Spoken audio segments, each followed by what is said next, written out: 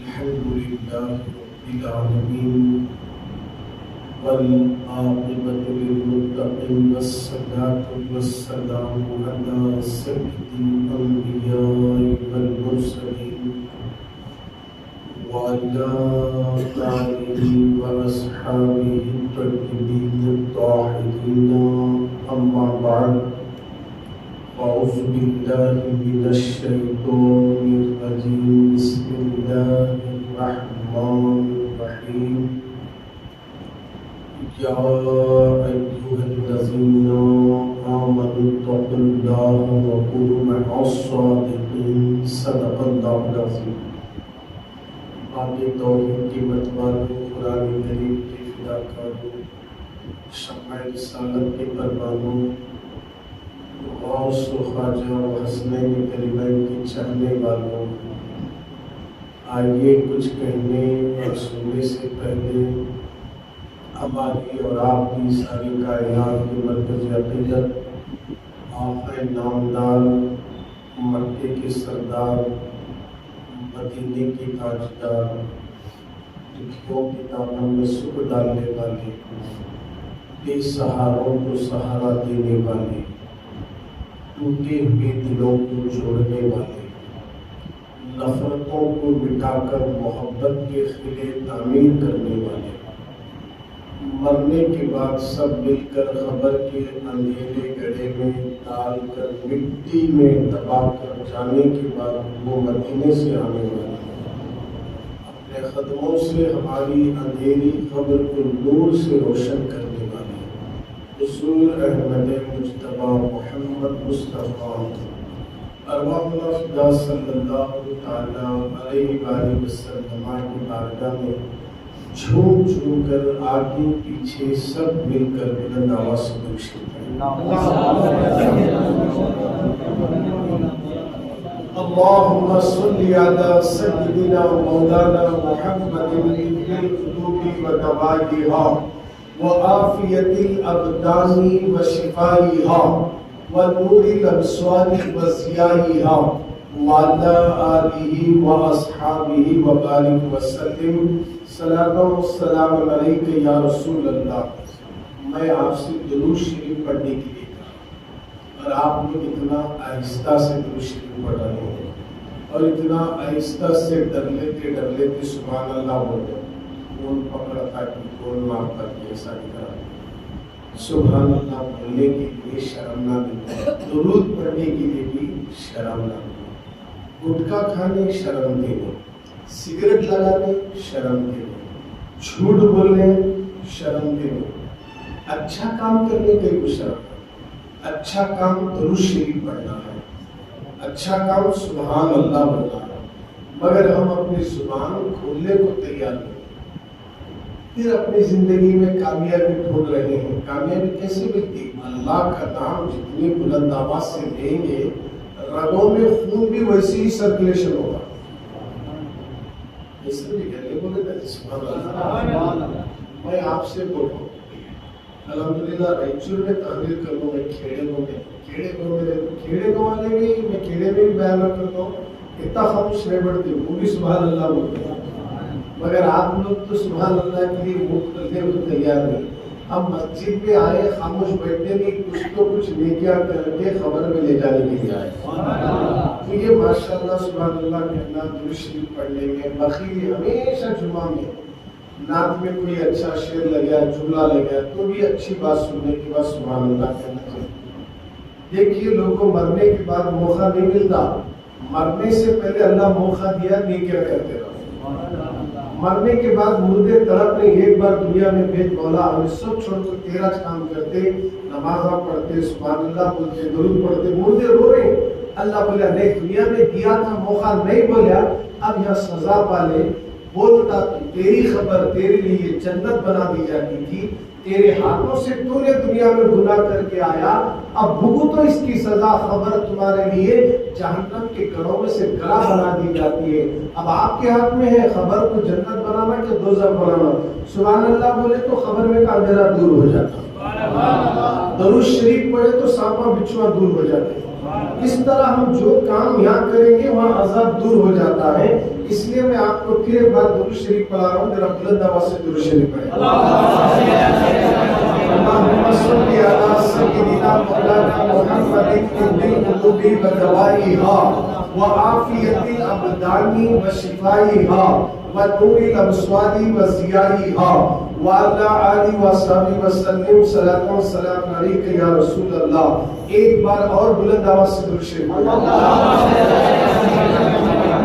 اللهم صل على سيدنا مولانا محمد عبدك ورسولك وصل على المؤمنين والمؤمنات والمسلمين والمسلمات صلاة والسلام عليك يا رحمة للعالمين صلی اللہ تعالی علیہ وسلم.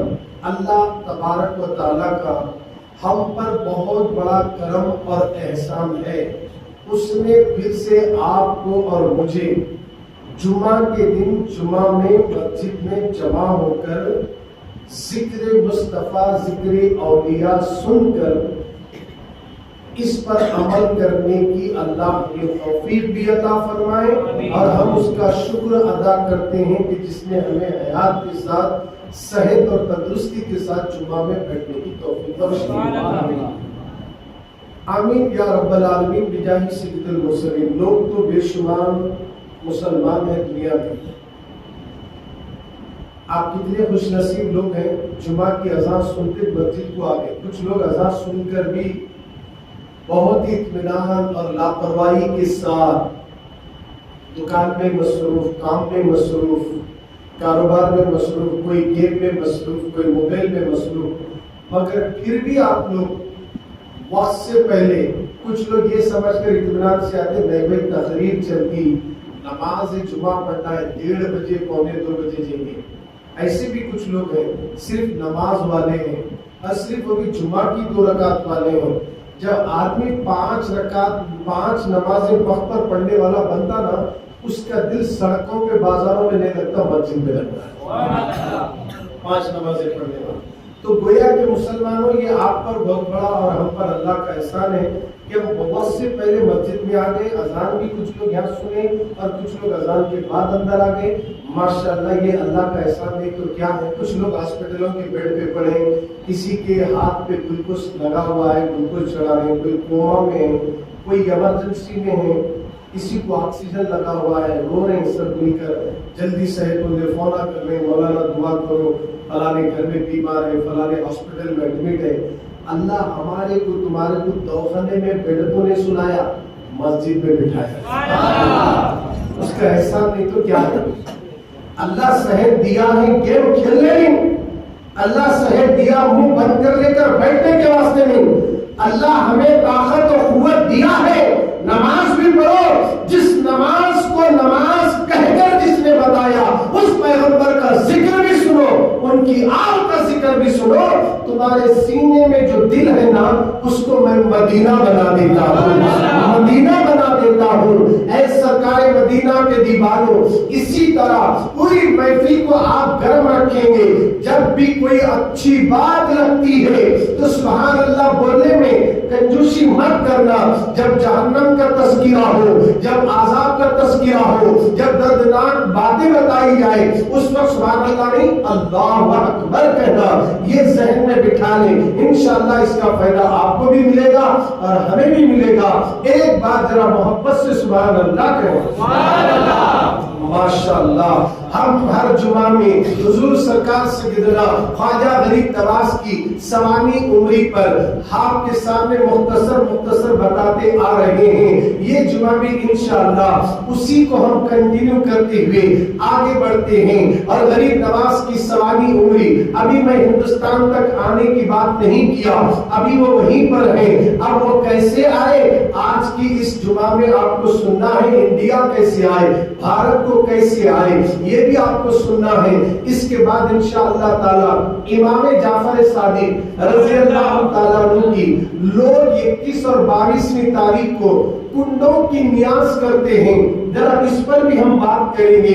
امام جعفر صادق رضی اللہ تعالیٰ عنہ کون ہیں اور اللہ اکبر یہ کیسے ولی کامل ہیں، ان کے چند واقعات اور ان کی کرامتیں بھی آپ کے سامنے رکھوں گا، اور پھر رجب کے کنڈے جو کرتے ہیں اس کے حوالے سے بھی کچھ آپ کے سامنے اہم باتیں رکھی جائے گی۔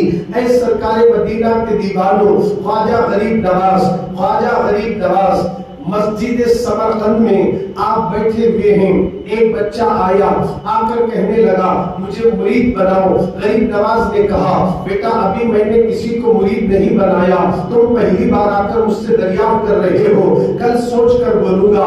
رات ہو گئی، خواجہ غریب نواز سو جاتے ہیں، مدینے والے آقا خواب میں تشریف لاتے ہیں، فرماتے حسن بیٹا تیرے پاس جو کل بچہ آیا نا اسے مرید بناؤ، وہ پھر کل آئے گا۔ صبح ہو گئی، پھر غریب نواز اسی جگہ بیٹھے، وہ بچہ آیا کہنے لگا مجھے مرید بناؤ۔ غریب نواز نے کہا ابھی تک میں نے کسی کو مرید نہیں بنایا، کل سوچ کر بولوں گا۔ پھر رات ہوتی ہے، پھر خواب میں سرکار تشریف لاتے ہیں، فرماتے ہیں حسن بیٹا معین الدین وہ بچے کو مرید بناؤ جو تمہارے پاس آ رہا ہے۔ پھر صبح آنکھ کھلی، اللہ اکبر، پھر اسی جگہ بیٹھے رہے، پھر وہ بچہ آیا کہنے لگا مجھے مرید بناؤ۔ انہوں نے کہا میں نے اب تک کسی کو مرید نہیں بنایا، کل سوچ کر بولوں گا۔ یہ سلسلہ ایک دن نہیں چلا، 2 دن گزر گئے، 10 دن گزر گئے، 10 راتیں گزر گئی، 15 راتیں گزر گئی۔ حضرت غریب نواز وہ بچے کو واپس لوٹاتے ہیں، مرید نہیں بناتے، جیسے بچے کو لوٹاتے رات میں حضور خواب میں آتے، جیسا بچہ لوٹ جاتا ہے حضور خواب میں آتے ہیں۔ اسی طرح ہمارے نبی غریب نواز کے خواب میں 40 دن کنٹینیو سرکار آ رہے ہیں، حضور آ رہے ہیں، فرماتے حسن مرید بناؤ۔ غریب نواز کو رسول اللہ کہہ رہے ہیں مرید بناؤ بچے کو۔ 40 دن گزرنے کے بعد جب رات کا سناٹا چھایا، غریب نواز سو جاتے ہیں، تو اللہ کا دیدار ہوا، اللہ کا دیدار ہوا، آواز آئی اے حسن تیرے پاس جو بچہ آ رہا ہے اسے مرید بناؤ۔ کہا تو کون ہے؟ تو کہا میں تیرا رب ہوں۔ اتنا کہتے سجدے میں گر جاتے ہیں، اللہ کی بڑائی بیان کرتے ہیں۔ اللہ کا بھی دیدار ہوا، رسول اللہ کا بھی دیدار ہوا، اور صبح آنکھ کھلی بچہ آیا، مرید بنا دیتے ہیں، مرید بناتے ہیں۔ یہ کون تھے مرید جو بننے کے لیے آ رہے تھے؟ ایک بار نہیں 40 راتیں کنٹینیولی حضور خواب میں آ کر غریب نواز کو ریکمینڈ کر رہے ہیں یہ بچے کو مرید بناؤ۔ آخر وہ بچہ کون ہے جس کا ریکمینڈ رسول اللہ کر رہے ہیں، جن کے بارے میں اللہ بھی کہہ رہا ہے؟ کیا شان ہے اس بچے کی، کیا مرتبہ ہے وہ بچے کا؟ وہ بچہ کون ہے؟ تو وہ دلی کا تاجدار حضرت خواجہ قطب الدین بختیار کاکی ہے۔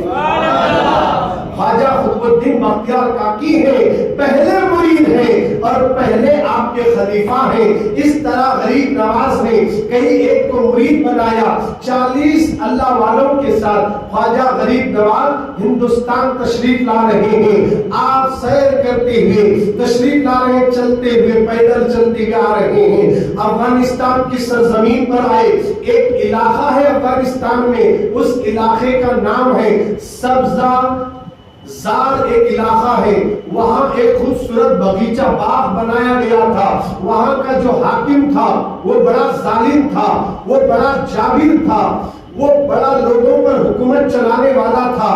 وہ حاکم نے ایک اچھا خوبصورت باغ بنایا، لوگ اس باغ کی سیر و تفریح کرنے کے لیے وہاں تشریف لاتے ہیں، اللہ اکبر۔ اور وہاں کا ایک قانون تھا کہ صبح سے شام تک جتنے لوگ رہنا ہے رہ لو، مگر جب حاکم آئے گا، وہ ظالم بادشاہ جب باغ میں آئے گا، کوئی آدمی اندر نظر نہیں آنا، اگر نظر آئے تو وہ حاکم ان کو بھی قتل کر دے گا، ان کو بھی مارے گا اور نوکروں کی نوکری بھی ختم کر دے گا۔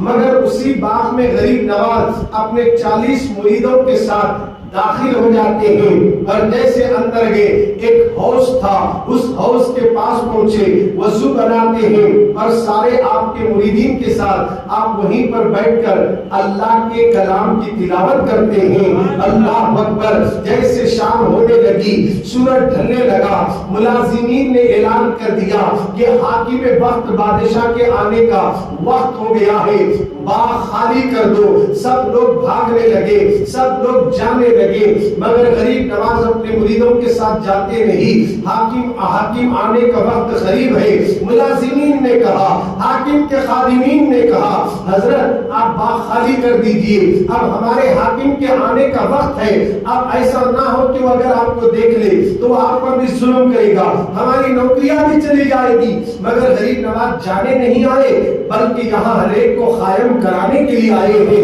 حضرت غریب نواز نے کہا، تمہیں تمہارے حاکم سے ڈر ہو رہا ہے، ڈرنے کی ضرورت نہیں، تمہارا حاکم آنے کو دو۔ اللہ اکبر اعلان ہوا، شور مچایا گیا، خبردار ہو جاؤ، ہوشیار ہو جاؤ، آگاہ ہو جاؤ، حاکم وقت تشریف لا رہے ہیں۔ باغ کے اندر حاکم وقت ظالم بادشاہ داخل ہوا اور باغ کی سیر کرتے کرتے جب حوض کے پاس پہنچا تو کچھ لوگوں کو دیکھا جو قرآن پڑھ رہے ہیں۔ اللہ اکبر، وہ ظالم بادشاہ نے نوکروں کو ایک آواز لگائی، سب حاضر ہوئے، کہا کیا تمہیں نہیں معلوم کہ جب میں باغ میں اور کوئی نہیں رہنا، یہاں تو 40 لوگ بیٹھے ہیں۔ کہا کہ ہم نے بہت کہا مگر یہ جانے کا نام نہیں لیتے، ہم معافی چاہتے ہیں۔ وہ رونے لگے، منت و سماجات کرنے لگے، مگر حاکم وقت ظالم بادشاہ نے غریب نواز کے جاتا ہے زور زور سے چلانے لگا، میرے خواجہ غریب نواز حاکم سے ڈرتے نہیں، حاکم سے لرزہ برندم نہیں ہوتے، جبکہ اس کا ریکارڈ ہے ظلم کرنے میں، لوگوں کو ستانے میں، مگر غریب نواز اس حاکم کا نام سن کر ڈرتے نہیں، کیونکہ جو اللہ سے ڈرتا ہے اور جو اللہ کا ولی ہوتا ہے وہ کسی سے نہیں ڈرتا، وہ للکار رہا ہے، وہ نہ جانے کیا کیا بک رہا ہے، مگر غریب نواز اپنی جگہ سے ہلتے نہیں، تلاوت میں مشغول ہے، تلاوت ختم ہوتی تو درود میں مشغول ہے۔ جیسے ہی آپ کا مکمل ہوا ذکر، آپ نگاہیں اٹھائے، مسکراتے ہوئے اس حاکم پر نظر ڈالے، ایک نور کی کرن، غریب نواز جیسے مسکرائے ان کے دانتوں سے ایک نور کی کرن نکلی اور بادشاہ کے منہ کو ٹکرائی، وہ حاکم گھوڑے سے نیچے گر کے بے ہوش ہو گیا، بے ہوش ہو گیا۔ اور جیسے حاکم بے ہوش ہوا سارے نوکر حیران ہو گئے۔ اب غریب نواز نے کہا، یہ ہے تمہارا حاکم، یہ ہے تمہارا حاکم جو لوگوں پر ظلم کرتا تھا، یہ ہے تمہارا بادشاہ۔ اب سنو، ہے میرا وہ بادشاہ جس نے مجھے یہ طاقت اور قوت دی ہے کہ تمہارے حاکم کو نیچے گرا دیا گیا، یہ ہے حاکم تمہارا۔ بار بار غریب نواز کہتے رہے، سب نوکر چاکر کہنے لگے، بابا ہمیں معاف کر دیجئے، ان کو ہوش میں لاؤ، ان کو ہوش میں لاؤ۔ نوکر چاکر کہنے لگے، غریب نواز نے کہا، میں کسی کو مارنے نہیں آیا، میں کسی کو ہلاک کرنے نہیں آیا، میں کسی کو برباد کرنے نہیں آیا، میں تو جو لوگ جہنم کے گڑھے کی طرف جا رہے ہیں ان کو پکڑ پکڑ کر جنت کا راستہ دکھانے کے لیے آیا ہوں۔ حضرت خواجہ غریب نواز نے کہا، جاؤ پانی لاؤ۔ مرید پانی لے کر حاضر ہوئے، آپ نے اس پانی کو لیا اور اس میں اپنا ہاتھ ڈبوتے ہیں اور چھینٹے اس حاکم کے منہ پر مار دیتے ہیں، جیسے آنکھ کھلی۔ اب وہ حاکم نہ رہا جب پہلے ظالم تھا، جابر تھا، اکڑتا تھا، جیسے غریب نواز کی نظر کیا پڑی اور دوسرا ان کا پانی کا چھینٹا کیا پڑا، اب کھڑا ہوا تو عاجزی آ گئی، انکساری آ گئی۔ اب غریب نواز کے قدموں میں سب رکھ دیا، کہنے لگا، حضور مجھے معاف کر دے، میں سچے دل سے آپ کے ہاتھ میں توبہ بھی کرتا ہوں اور مجھے مرید بنا دو، میں بیعت بھی کر دیتا ہوں۔ مرید بھی بنائے، توبہ بھی کرا دیے۔ آپ غور کریں، مرید بنائے، توبہ بھی کرا دیے۔ جتنے نوکر تھے وہ سب کے سب اسرے لو کلمہ پڑھ کر، گناہوں سے توبہ کر کے سب کے سب غریب نواز کے مرید بن جاتے ہیں۔ یہ ہے دین کا کام کرنا۔ دین کے کام کے لیے غریب نواز اپنا وطن چھوڑے، مکے سے نکلے، مدینہ سے نکلے، بغداد سے نکلے، اس طرح ایران سے، خراسان کے جنگلات سے افغانستان تک آئے۔ افغانستان کی سرزمین پر اس حاکم نے جو باغ بنا کر وہاں لوگوں پر ظلم ڈھا رہا تھا، ایسے ظالم اور اکڑنے والے کو میرے خواجہ نے جھکنا سکھا دیا۔ محبت دل میں نہیں تھی، اس کے دل میں نفرت تھی، وہ غریبوں سے نفرت کرتا تھا، مگر غریب نواز نے اس کے دل کو ایسا بدل دیا کہ اس کے دل میں غریبوں کا پیار آ گیا اور غریب نواز کی صحبت میں بیٹھنے لگا۔ یہ ہے میرے خواجہ غریب نواز۔ اب وہاں سے نکلے، چلتے چلاتے حضرت خواجہ غریب نواز لاہور تشریف داتا گنج بخش کی درگاہ۔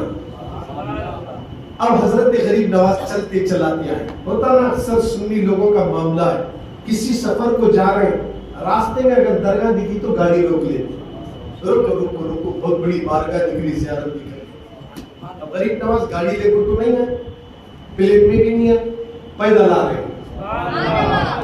کس لیے آ رہے ہیں؟ تجارت کرنے میں، کاروبار کرنے میں، بلکہ اسلام کا ڈنکا بجانے آ رہے ہیں، کلمے کی دعوت دینے آ رہے ہیں، برے لوگوں کو نیک بنانے آ رہے ہیں، مشرکوں کو شرک کی وادیوں سے نکال کر توحید و رسالت کا نشہ چڑھانے کے لیے آ رہے ہیں۔ حضرت خواجہ غریب نواز کی نظر داتا گنج بخش کی درگاہ پہ پڑی تو حضرت خواجہ غریب نواز ان کی مزار کنے 40 دن تک چلا بیٹھے۔ کتنے دن تک بیٹھے؟ 40 دن تک مزار کے پاس چلے میں بیٹھے۔ روزانہ فجر کی نماز کے بعد تلاوت کرنا، ذکر و اذکار کرنا چلتا رہا۔ 40 دن 40 راتیں گزری۔ حضرت خواجہ غریب نواز ہاتھ اٹھاتے ہیں، حضور اب وقت آ گیا ہے، میں ہندوستان جا رہا ہوں، سلطنت ولایت کی سند مجھے عطا کر دیجئے تاکہ میں انڈیا جاؤں، بھارت جاؤں، ہندوستان جا سکوں۔ میرا سلام قبول کر لیجئے، میری حاضری کو قبول کر لیجئے۔ آواز نہیں آئی۔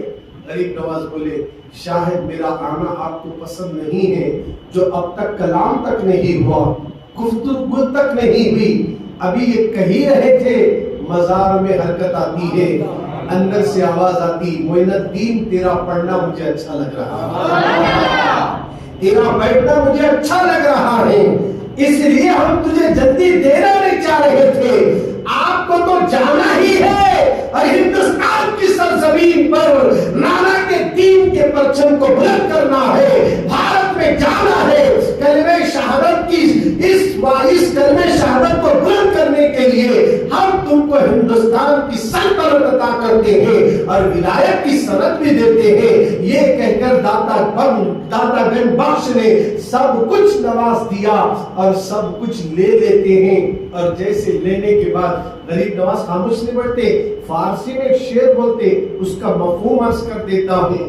گنج بخش مظہر فیض عالم، یہ تو وہ گنج بخش ہیں بابا، داتا گنج بخش تو وہ ہیں جو بازار میں لیٹے لیٹے انسانوں کو تو دے ہی رہے ہیں، سارے جہاں میں خزانے لٹا رہے ہیں۔ غریب نواز فرما رہے ہیں یہ اندر رہنے والا، یہ داتا گنج بخش صرف انسان یہاں جو آ رہے ہیں انہیں ایک تنہا نہیں بلکہ دونوں جہاں میں یہ خزانے لٹا رہے ہیں، اور پھر فرماتے ہیں کہ یہ تو ناقصوں کے پیر نہیں ہیں، کاملوں کے بھی پیر ہیں، یہ کاملوں کے پیر۔ داتا گنج بخش غوث پاک سے بھی پرانے بزرگ، حضور غوث پاک سے بھی پہلے کے ولی ہیں آپ، یہاں تک کہ غوث اعظم نے فرمایا اگر میں داتا گنج بخش کے زمانے میں ہوتا تو ان کا مرید بنتا۔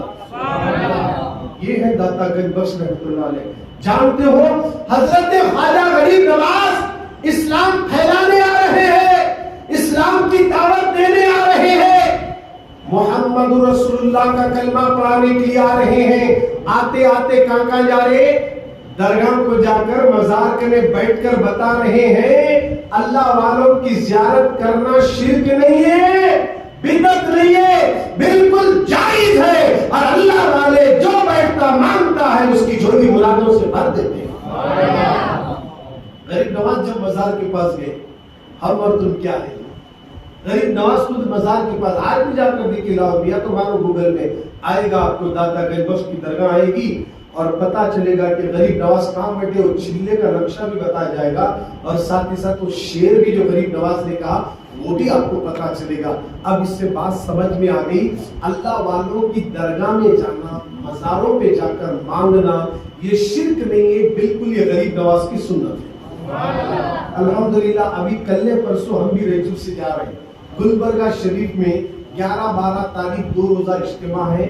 ایک روزہ یعنی ہفتے کے دن کل خواتین کا ہے, اتوار کے دن مردوں کا اجتماع ہے.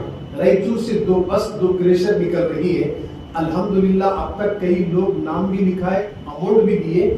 آپ بھی اگر چلنا چاہتے ہیں تو ہمارے ساتھ چلیے, سفر اتنا اچھا کٹے گا. دوران سفر بس میں تعلیم و تربیت بھی دی جائے گی, نعت کا مزہ بھی آئے گا, تقریر بھی ہوگی, مسئلے مسائل بھی بتائے جائیں گے. جیسے خلیفۃ الرحمان بابا کی درگاہ آئے گی, پھر بس کو بریک کریں گے, سب لوگوں کو حضرت کی زیارت کرائیں گے اور پھر وہاں سلام پیش کر کے پھر نکلیں گے گلبرگہ شریف, بندہ نواز کی بھی زیارت کریں گے. تو گویا یہ اللہ والوں کی زیارت کرنے سے مقدر بدلتے ہیں, تقدیریں بدلتی ہیں. حضرت غریب نواز وہاں سے نکلے, سب کچھ حاصل کرے, داتا گنج بخش نواز دیے اور بتا دیا قبروں پہ آنے والے کبھی محروم نہیں ہوتے.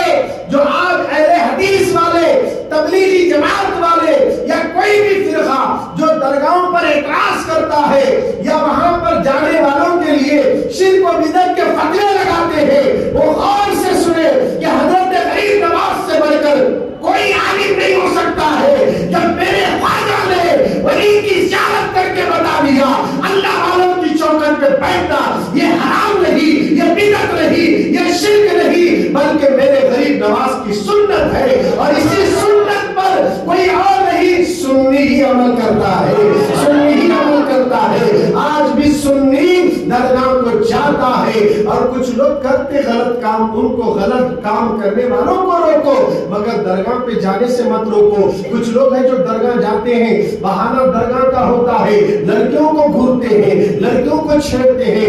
یہ طریقہ غلط ہے, ہم بھی نہیں مانتے اس چیز کو, مگر کوئی یہ کہہ دے کہ درگاہ کو جانا ہی غلط ہے, ہم برداشت نہیں کریں گے. ہم اس کا جواب دیں گے. عید کا جواب ہمیں پتھر سے دینے آتا ہے, ہم برابر اسے قرآن اور حدیث کی روشنی میں ہم بتائیں گے. ائمہ مجتہدین کے کردار سے بھی ثابت ہے کہ اللہ والوں کی زیارت کرنا یہ غلط نہیں, بالکل جائز ہے. ہمارے شہر ریچور میں اب شیخ میاں بابا کا صدر ہے, نوجوان بھی جاتے ہیں, بہت سے لوگ جاتے ہیں, جانا چاہیے. ان کی جب سندل رہتا ہے نا, بڑے بڑے اللہ والے حاضر ہوتے ہیں. ہمیں وہ نظر نہیں آتے مگر وہ ہمیں دیکھتے ہیں, کون آئے کیا کر رہے, مگر وہاں جانے کے بعد ہماری نگاہیں نیچی ہو, آنکھوں میں تصور مدینہ ہو, دل میں شیخ میاں بابا کا ادب ہو, تو پھر دیکھنا ان کا کرم کیسے کیا. تو آج ہمیں چاہیے ان اللہ والوں کی زیارت کرو, اللہ والوں کی زیارت کرنا چاہیے, دعائیں مانگو. ہم اس لائق نہیں کہ اللہ سے ڈائریکٹ مانگ سکے, کیونکہ ہم اگر اپنا جائزہ لے کر دیکھیں پورے 5 نمازیں سنت نوافل کے ساتھ پورے نہیں پڑھ سکتے ہیں. ہم مانگنے کے قابل بھی نہیں اللہ کے حضور. ہم اس قابل لوگ جائے اللہ بڑا رحمان ہے, جی مانگو دیتا ہوں. اللہ رحمان چاہے نا, وہاں ستار بھی ہے اور وہاں قہار بھی ہے, جبار بھی ہے. وہ جلال میں جب آتا نا کوئی نہیں بچ سکتے اس کے جلال کے سامنے. جلال میں کب آتا, اس کی نافرمانی کرے تو اللہ کو جلال آتا. لوگوں اللہ سے ڈرو, سچوں کے ساتھ ہو جاؤ, اور یہی وہ سچے ہیں جو اپنی مزاروں میں سوئے ہیں. یہ اولیاء اللہ ہے, ان کی سنگت اختیار کرو, ان کی صحبت میں بیٹھو, جس سے ہمارا ایمان تازہ ہوتا ہے. ہم شمس عالم بابا کی درگاہ میں جائیں, بندہ نواز کے سدراس کی درگاہ میں جائیں, یا گوگی چندا حسینی کی درگاہ میں جائیں, یا صوفی سرمست کی بارگاہ میں جائیں, یا راؤالدین بابا کی درگاہ میں جائیں, یا متا قادری کی درگاہ میں جائیں, یا شیخ میاں بابا کے پاس جائیں, یا نووالی سرکار کے پاس جائیں, یا طاہر شاہ قادری کے پاس جائیں, جہاں ولی ہے جاؤ. یہ جانا جائز ہے, جانے سے ہماری تقدیر بدل جاتی ہے. اللہ والوں کی زیارت کرنا یہ غریب نواز کی سنت ہے, اس کو ذہن میں رکھیے. اور یہ بہت بڑی دلیل ہے ہمارے لیے, کیونکہ دین انڈیا میں اسلام جو پھیلا ہے, کس نے پھیلا ہے؟ غریب نواز نے. تھا اسلام انڈیا میں اکا دکا کوئی کہیں اور ایک مسلمان رہنا, مگر کھل کے نہیں تھے. مگر غریب نواز آنے کے بعد کھل کر کام ہوگا. ایسا کام ہوا ہے معلوم ہے؟ میرے خواجہ تیار ہو کر آئے. کیسے تیار ہو کر آئے؟ اگر پانی انڈیا میں مسلمانوں پر بند کر دیا جائے اس وقت میرے خواجہ کا جلال انا ساگر پہ ظاہر ہوگا. اگر میرے خواجہ کو بیٹھنے کے لیے زمین تنگ کر دیں گے تو نبی نے یہ پاور دیا تھا کہ اس وقت تو زمین کو آڑ دے تو ان کے اونٹوں کو زمین پکڑ لے گی. یہ پاور لے کر ہمارے خواجہ انڈیا میں آئے مگر یہ پاور کے ساتھ لوگوں پر ظلم نہیں کرے بلکہ لوگوں کے ساتھ اچھا سلوک کرے. کردار خواجہ دیکھ کر لوگ کہنے لگے یہ دھرم سچا ہے, یہ مذہب سچا ہے. حضرت خواجہ غریب نواز جب انڈیا آئے نا, پہلی بار جب بھارت میں آئے, بولو سبحان اللہ, یہ سرزمین فخر سے اکڑ گئی. ہماری اس زمین کے اوپر آل نبی اولاد علی کے خاندان کا چشم و چراغ قدم رکھا. ایک نہیں, دو نہیں, 40 اولیاء اللہ کے ساتھ غریب نواز آئے. جب آتے گئے تو 40 کی جگہ قافلہ بڑھ گیا. لوگ خواجہ کے ساتھ چلنے لگے. جو خواجہ کو دیکھا اس نے کہا گھر چھوڑ دیا, بار چھوڑ دیا, چلو گھر بار چھوڑ کر خواجہ کے ساتھ دین کے کام میں نکل. اب آج ہمارا کام کیا ہے؟ یہ دین پر عمل نہیں کر سک رہے. وہ لوگ دین کا کام کرے, ہمیں دین کو عمل نہیں کر رہے. اسلام کی باتوں پر عمل نہیں ہو رہا ہمارے. نماز پڑھو نہیں پڑھ رہے, داڑھی رکھو نہیں رکھ رہے, جمعہ کے دن مسجد میں جلدی آپ نہیں آتے. پورا دیکھیے اپوزٹ ہے. آج لوگ دین پھیلانے کے لیے اپنے گھروں کی قربانیاں, وطن کی قربانی, ملک کی قربانی دیے. غریب نواز جب اپنے گھر سے لوٹے واپس نہیں گئے بلکہ یہیں پر آپ آرام کر رہے ہیں اور اسی سرزمین پر غریب نواز اس دنیا سے پردہ واپس نہیں گئے. آج ہم کیا کر رہے ہیں؟ ارے ہم بول رہے بار بار کہ چلو گلبرگہ شریف چلنا ہے دین کے کام کے لیے, اسلام کی باتیں بتانے کے لیے. بڑے بڑے چوٹی کے علماء تشریف لا رہے ہیں تو ہم سر کھجاتے ہوئے کہتے نہیں کام ہے, وہ ہے, یہ ہے. بہانے تلاش کرتے ہیں. یہ بہانے اسلام میں نہیں چلے, یہ بہانے اسلام میں نہیں چلتے, کیونکہ جتنا بھی دین پھیلا ہے قربانیوں سے پھیلا ہے. جان دی گئی, مال دیا گیا, سب کچھ اولاد بھی دے دی گئی ہے. مگر آج ہمارا کیا حال ہے؟ یہی باتیں سننے کے لیے ہمارے پاس وقت نہیں, یہی باتوں کے لیے ہم ٹائم نہیں نکالتے. مسلمانوں خدا اللہ سے ڈرو. حضرت خواجہ غریب نواز جب بھارت آئے تو کہاں بیٹھنا کیا کرنا.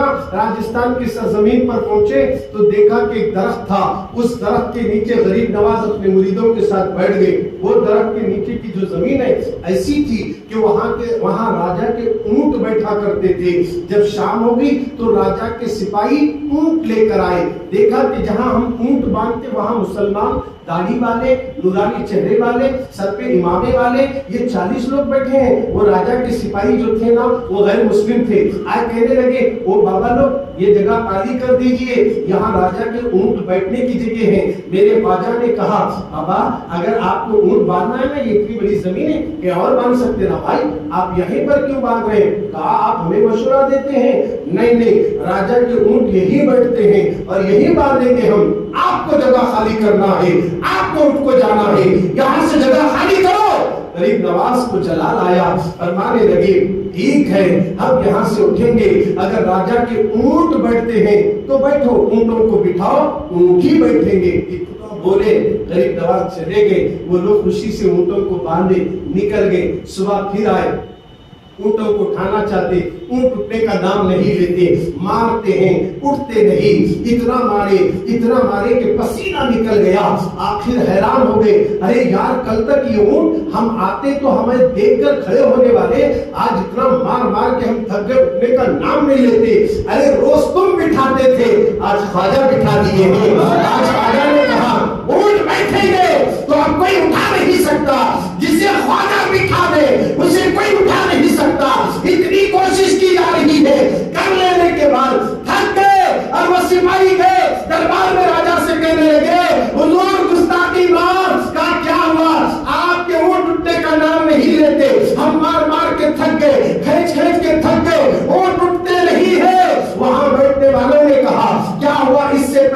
ہوا ہے. کہا کہ ہاں کچھ مسلمان جن کے چہرے نورانی تھے, داڑھی والے, پگڑی والے تھے, سروں پہ امامے تھے, وہ لوگ بیٹھے تھے. ہم نے ان سے بحث کی, ہم سے بحث ہوتے ہوتے ہم نے ان کو زبردستی وہاں سے اٹھایا. اتنا کہنا تھا, اس شخص نے کہا, وہ علم رکھنے والے نے کہا, یہی تو تم نے بہت بڑی غلطی کی. وہ کوئی معمولی لوگ نہیں ہے, وہ درویش اور قلندر نظر آتے ہیں. جاؤ ان سے معافی مانگو.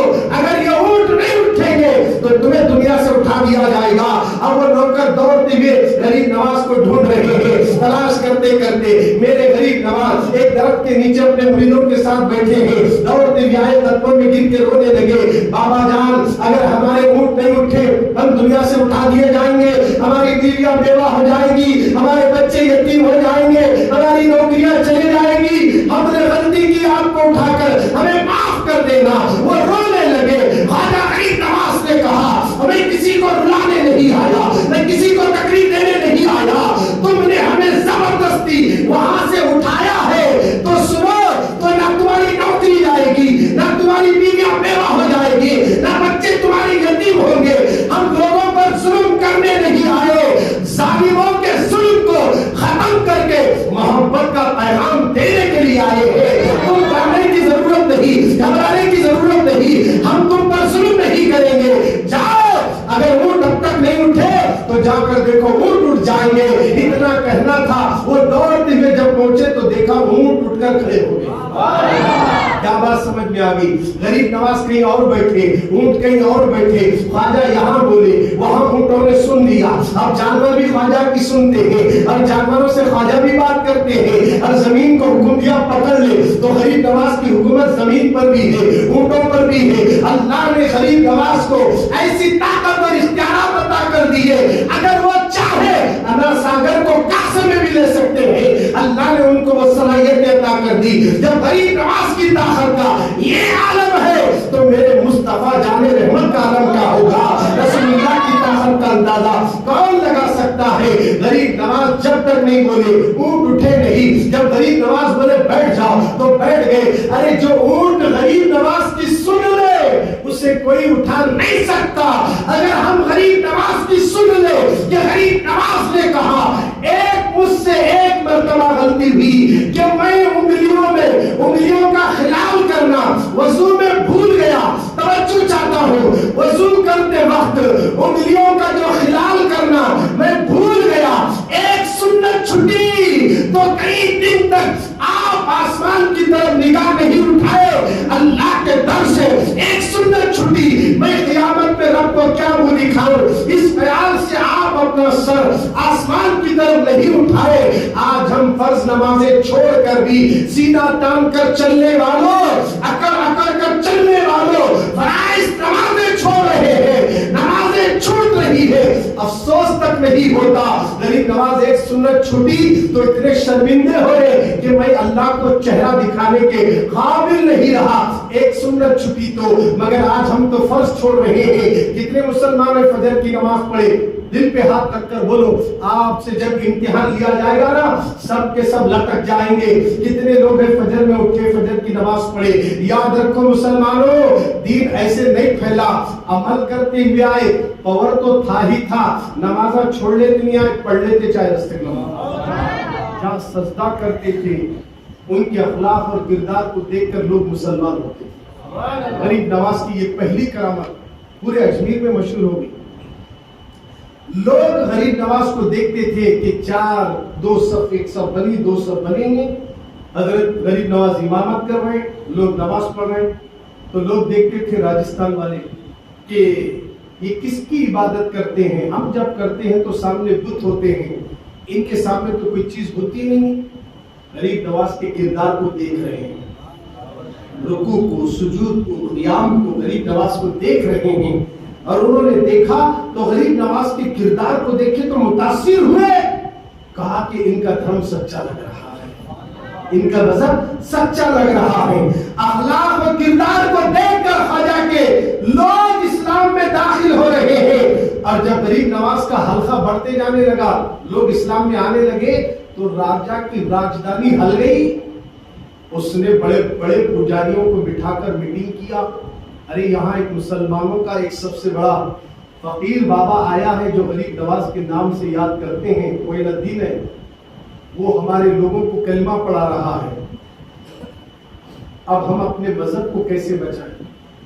تو انہوں نے ایک رام دیو نامی پجاری تھا جو سب سے بڑے مٹ کا پجاری، مندر کا پجاری تھا، بہت بڑی مندر تھا۔ اب اس کے اندر کئی ٹنوں سے تیل ڈالتے اور وہ چراغیں لگا کر روشن کرنا، انہیں آنے والوں کو اپنے بتوں کی، اپنے بھگوانوں کا تعارف کراتا تھا، یہ بت پانی برساتا، یہ وہ، ایسا سمجھانے والا، ایسی سوچ تھی۔ ایسے پنڈت رام دیو کو بلا کر اس نے کہا دیکھ بھی اب ہمارے مذہب تک کی بات آ گئی، اب اس مسلمان کے ساتھ تجھے ٹکر لینا ہے، یعنی مناظرہ کرنا ہے، غریب نواز سے کون کر سکتا ہے؟ ٹھیک ہے، وہ تیار ہوا پوری طریقے سے۔ جب وہ رام دیو آیا غریب نواز کے پاس تو غریب نواز اللہ کے محبوب پر تصور میں درود پڑھ رہے، ذکر میں بیٹھے ہیں۔ جیسے وہ قریب آیا اور اپنے مذہب کے بارے میں بولتا رہا، غریب نواز سنتے رہے، کچھ نہیں بولے۔ نگاہ اٹھی، نظر پڑی، کہا کہ تو جہنم میں کیسے جائے گا؟ کیا تجھے جہنم میں جانا پسند ہے؟ اتنا غریب نواز کے منہ سے کیا جملہ نکلا، وہ سب کچھ بھول گیا اور خواجہ کے قدموں میں سر رکھا اور وہ بھی مسلمان ہو گیا۔ یہ ہے میرے غریب نواز کی شان۔ دین ایسے پھیلا، اسلام پھیلانے والے کوئی اور پھیلائے، آج اسی اسلام کے نام پر مدرسے کھول کے لوگوں کو فاتحہ نہیں دلانا، قبروں پہ نہیں جانا، درگاہ کو نہیں جانا، خواجہ کنے نہیں جانا، خواجہ آئے ہاں ہمارے واسطے، ہمیں ان کے واسطے وہاں نہیں جانا۔ یہ کتنی غلط بات ہے بولی۔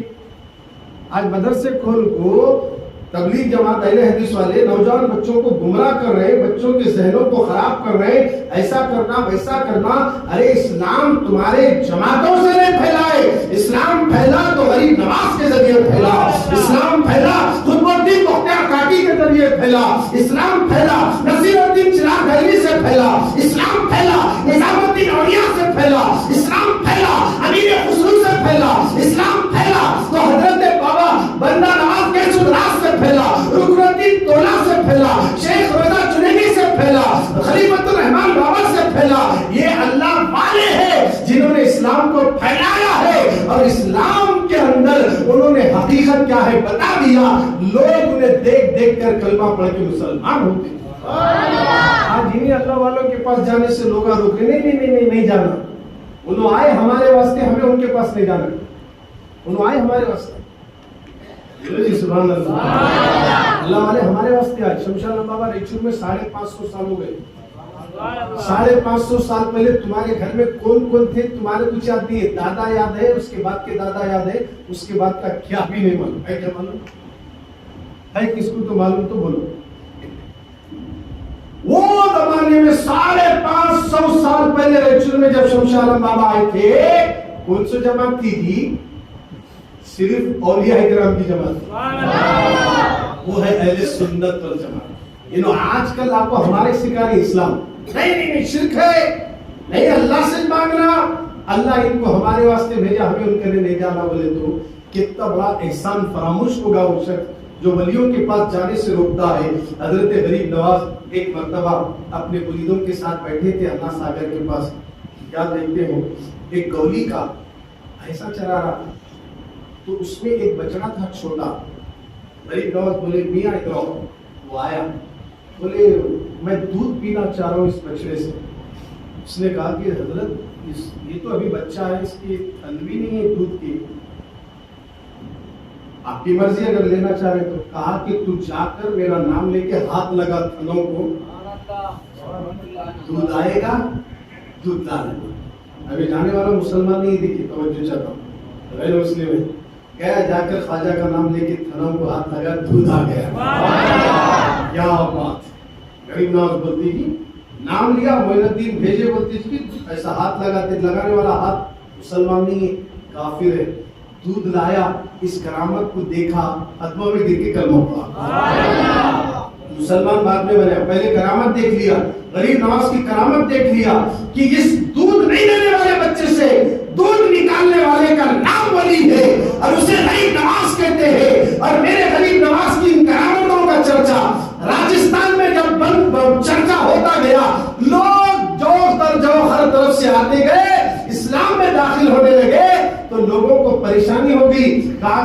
بنے. کیا بھی نہیں, اب زیادہ لوگوں کی تعداد بڑھنے لگی. اور رام دیو جیسے اسلام لایا نا, اس نے کہا کہ یا غریب نواز, اے معین الدین حسن حضرت قبلہ, میری ایک زمین ہے جو میرے ماں باپ کے ذریعے میرے تک ملی ہے, اس زمین پر آپ مسجد بنا دیجئے تاکہ وہاں ہم کھل کر اللہ کی عبادت کر سکیں.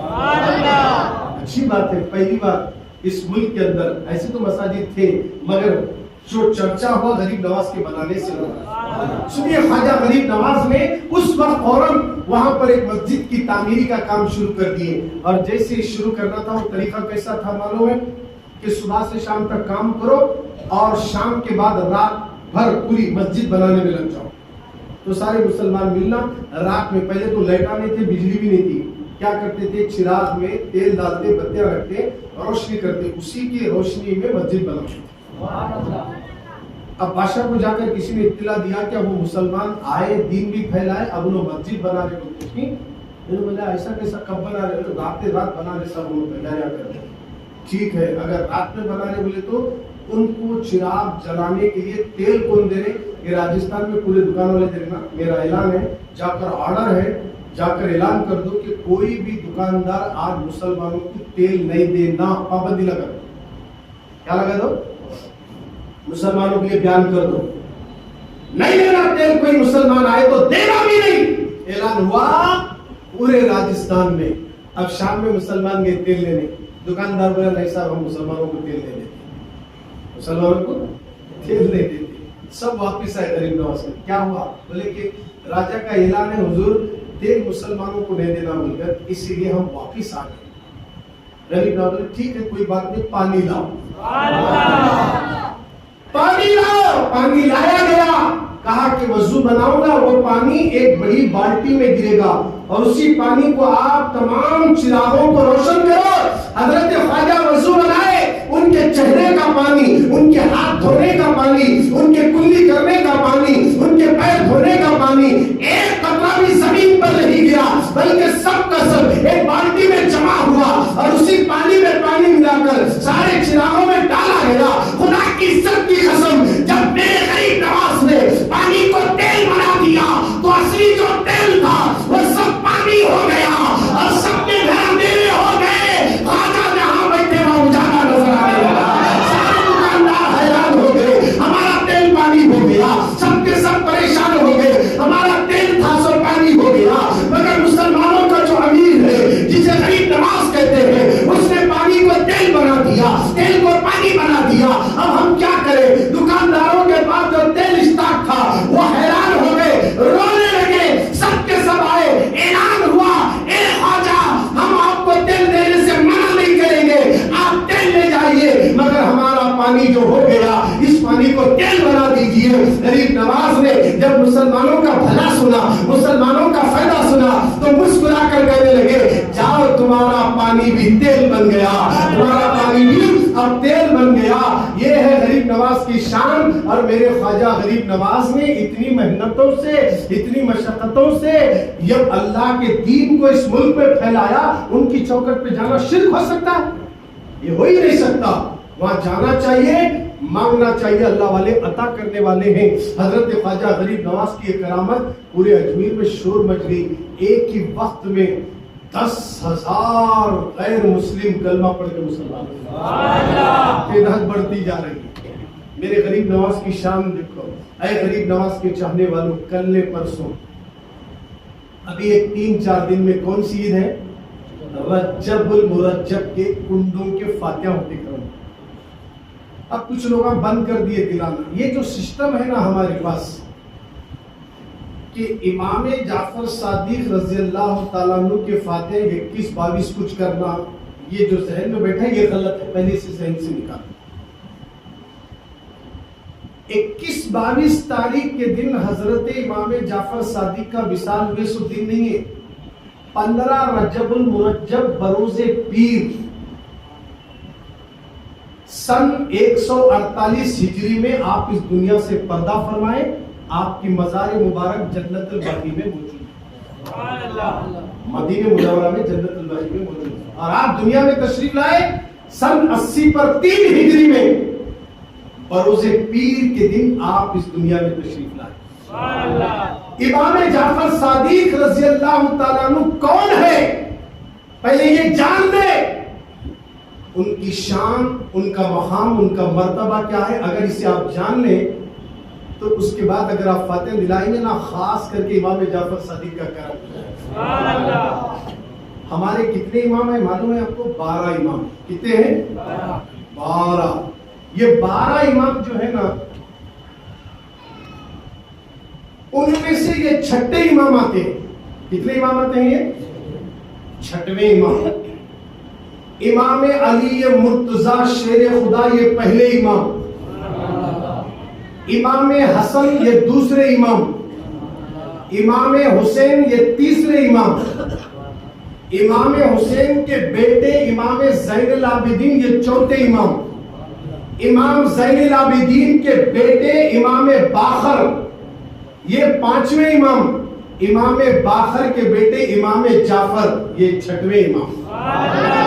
امام جعفر کے بیٹے امام موسیٰ کاظم، امام موسیٰ کاظم کے بیٹے حضرت امام علی رضا، یہ 8ویں امام. اس طرح ابھی 4 امام باقی ہیں. تو 12 جو امام ہے، ان 12 اماموں کے نام اگر آپ فاتحہ میں شامل کر لیں، خدا کی عزت کی قسم اللہ ان 12 اماموں کی برکت سے اس کی بلا کو دور کر دیتا ہے. اس کی بیماریوں کو اللہ، اس کی کمزوریوں کو سب کچھ دور کر دیتا ہے. یہ 12 امام کوئی معمولی نہیں ہے. جب تک ان کا نام نہیں لیں گے، ان کا وسیلہ نہیں لیں گے، ہماری دعا قبول نہیں ہوتی. علی کا نام لینا ہوگا، حسن کا نام لینا ہوگا، حسین کا نام لینا ہوگا، زین العابدین کا نام لینا ہوگا، امام باقر کا نام لینا ہوگا، امام جعفر کا نام لینا ہوگا، موسیٰ کاظم کا نام لینا ہوگا، امام علی رضا کا نام لینا ہوگا. اس طرح 12 اماموں کے ساتھ اہل بیت سے ہوتے ہوئے غوث اعظم کا نام لینا ہوگا، غوث اعظم کا نام لینا ہوگا.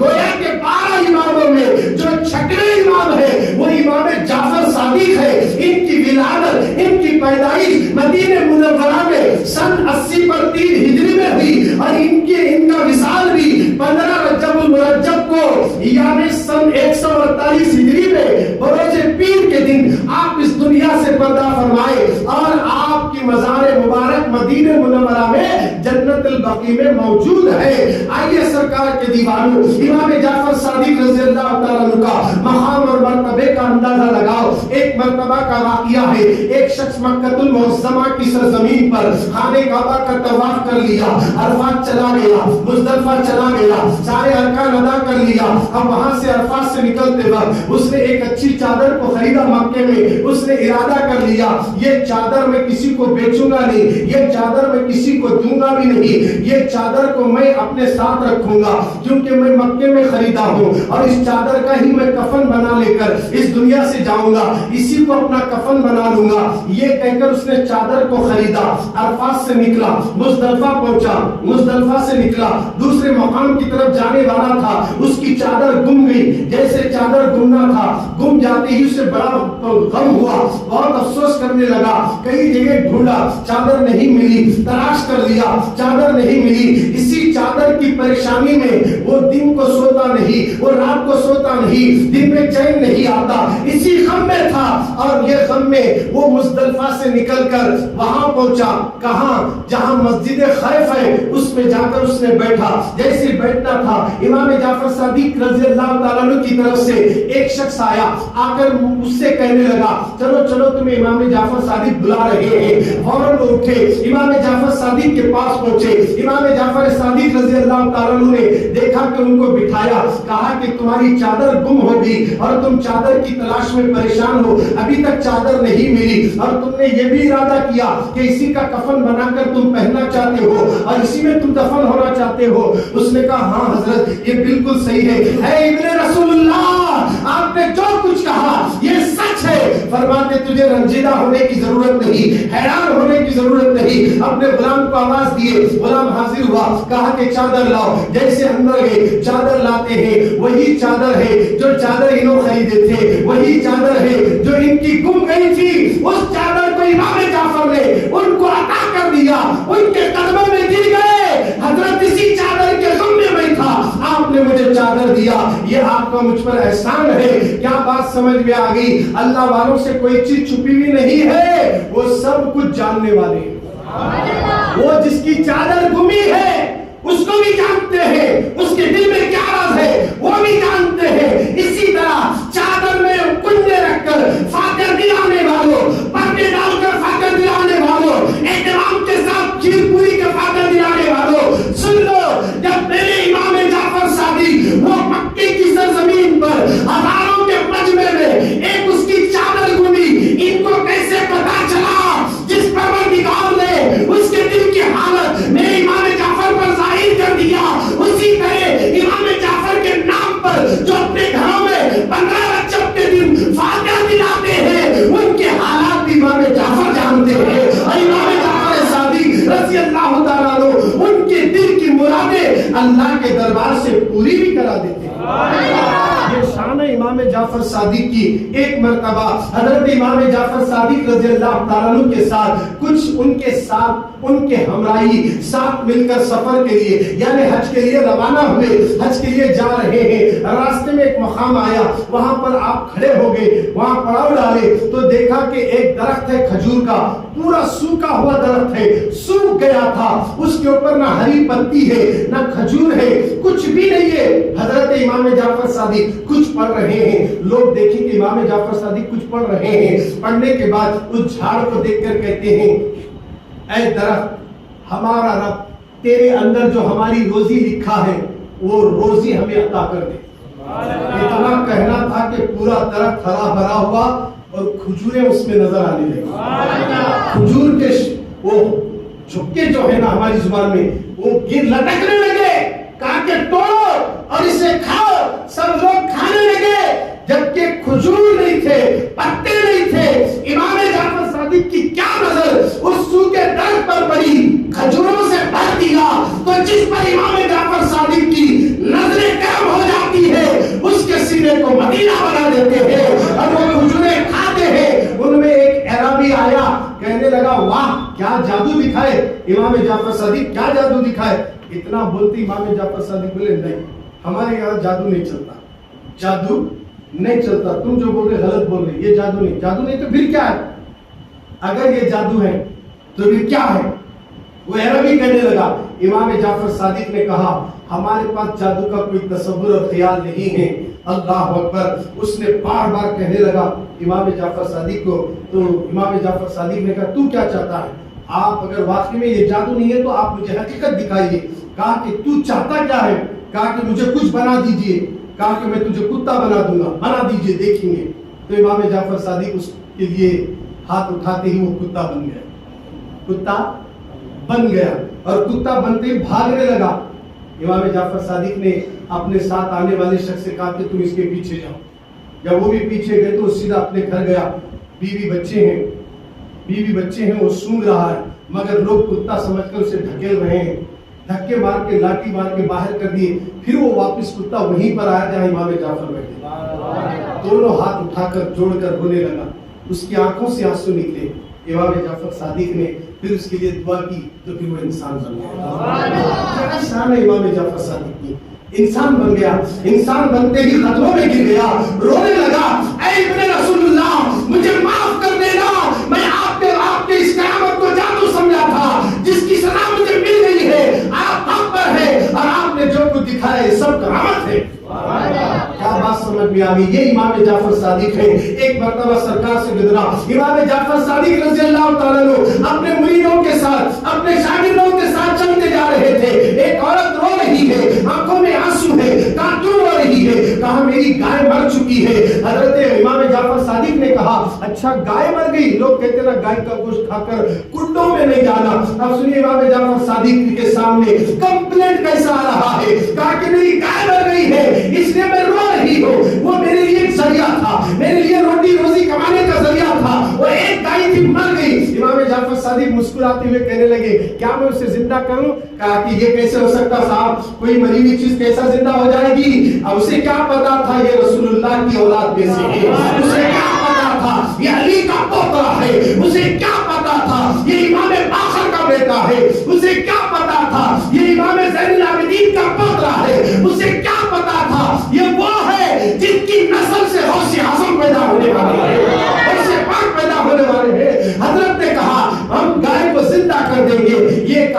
پڑھا. پڑھنے کے بعد امام جعفر صادق اس کی مردہ گائے کے پاس آئے, سر پہ ہاتھ رکھ کے سینگ کو پکڑے, ہلائے, پیر کے پاس آئے, ہلائے, گائے اٹھ کر ٹھہر جاتی ہے, اٹھ کر کھڑی ہو جاتی ہے. امام جعفر صادق کا جب یہ پاور ہے تو میرے نبی کا کیا ہوگا نبی کا. بھائی لوگوں, امام جعفر صادق کے فاتحہ دلانا, کنڈے کرنا, یہ سب کریکٹ ہے.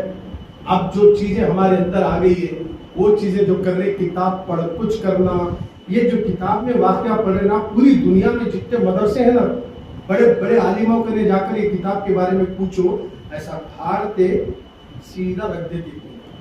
یہ واقعہ کوئی پکا اور مستند نہیں ہے, من گھڑت بات لکھے سو ہے. ایسا نکو کرو, کنڈے کرو, فاتحہ دلاؤ, قرآن پڑھو, تلاوت کرو, درود پڑھو, درود تاج پڑھو, درود لکی پڑھو, جو آتا پڑھو. یہ کتاب پڑھ کر ہی دلانا یہ کام کیوں اسے بنا لیے؟ فرسٹ غلطی یہ. دوسری غلطی ہم کیا کرتے, نہیں چنجی چنجید ہوتے, گھر صاف, پورا پاک صاف کر دیتے ہیں, پورے بستر کپڑے سب دھوتے. اچھی بات ہے دھو, کیونکہ اسلام صرف عید کے دن نہیں, ہمیشہ اسلام پاکی کی تعلیم دیتا ہے. الطہور شطر الایمان, پاکی آدھا ایمان ہے. جسم بھی پاک رکھو اور اپنا گھر بھی پاک صاف رکھو, لباس بھی پاک رکھو, ہر چیز کو پاک رکھو. اسلام اس کی اجازت دیتا ہے. مگر جب کیا امام جعفر صادق کا مہینہ آیا, ایسا پاک کو صاف کرتے, بولتے نہیں آج سے گوشت نہ کھلاؤ, ابھی بند کر دو. 8 دن پہلے گوشت بند, کوئی گوشت نہیں کھانا. جھوٹ بولنا ہے تو بول سکتے, گوشت کھانا جائز ہے حرام ہے؟ ایسے جھوٹ بولنا تمہیں بولے تھی حرام ہے. جھوٹ بولے تو چلتا, چغلی کرنا منع بھی ہے, حرام بھی ہے, گناہ ہے, گناہ کبیرہ ہے. چغلی کر کو کنڈے کھائے تو چلتا, گوشت کھا کو کنڈے کھائے تو ارے کہہ کے ہوتا گھر میں. چغلی کرے تو ہوتا, غیبت کرے تو ہوتا, جھوٹ بولے تو ہوتا, گلے شکوے کرے تو ہوتا, کھاتے کھاتے انہیں نہیں عید ہے, کنہیں نہیں عید ہے, ایسا بول لیتے نا. دیکھیں گے انہیں عید کریں بلانے, ہمیں جاتے کیا, انہیں نہیں عید ہے, کنہیں نہیں عید ہے, بول لیتے بیٹھتے دسترخوان پہ. امام جعفر صادق کے کنڈے کھا رہے, گلے شکوے کر رہے. کیا امام جعفر صادق آپ سے خوش ہو جائیں گے؟ نہیں. جس کے گھر میں کنڈے ہیں, میں اعلان کرتا ہوں کنڈے کرو تاکہ پتہ چل جائے کہ ہم امام جعفر صادق کے چاہنے والے ہیں. کنڈے جس کے گھر میں ہے اور جو کنڈے کر رہے ہیں وہ سن لے, اس دن کوئی نماز قضا نہ ہونے پائے, اس دن کوئی نماز چھوٹنے نہ پائے.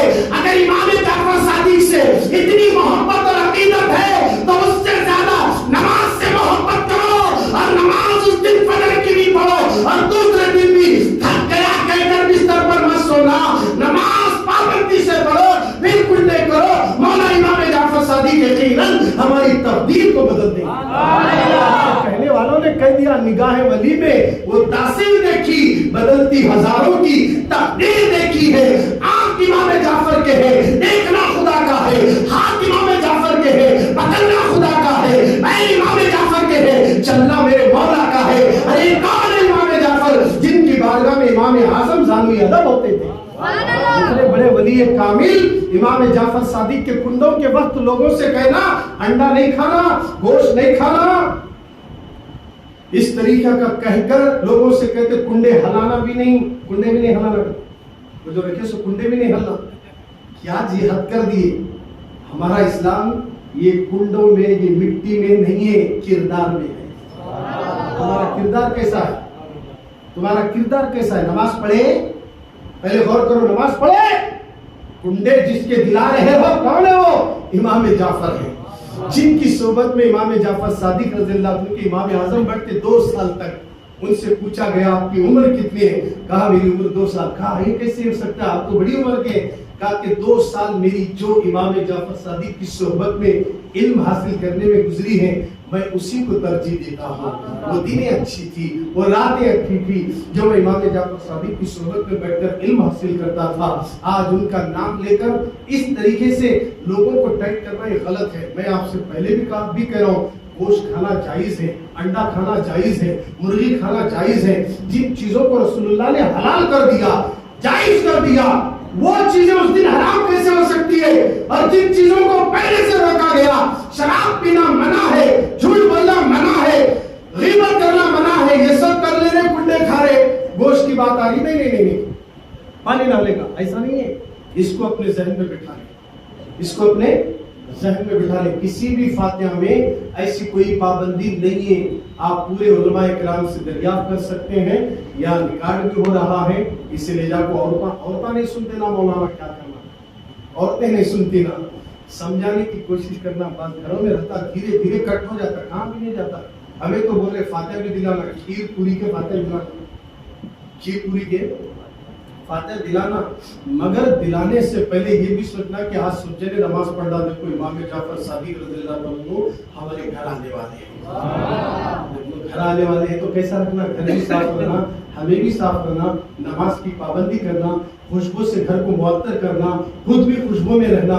अगर उस दिन घर में कोई तो पीवट आए, सुबह में आज पूरे फातिहा दिला लिए, शाम हो गई, दूसरे दिन भी शराब का बोतल ले घर में बैठा, फिर कुंडे दिलाया, क्या जी, इससे क्या इमाम जाफर सादिक खुश होंगे? नहीं मेरे भाई, आज से हर गुनाह से तौबा करो और फातिहा दिलाओ। फातिहा दिलाना जायज है, हम मना नहीं करते, ये कंडीशन, ये शर्तें मत रखो, ये कर कुछ जाना, इस तरीके के जुमले बाजी कहना बंद कर दो।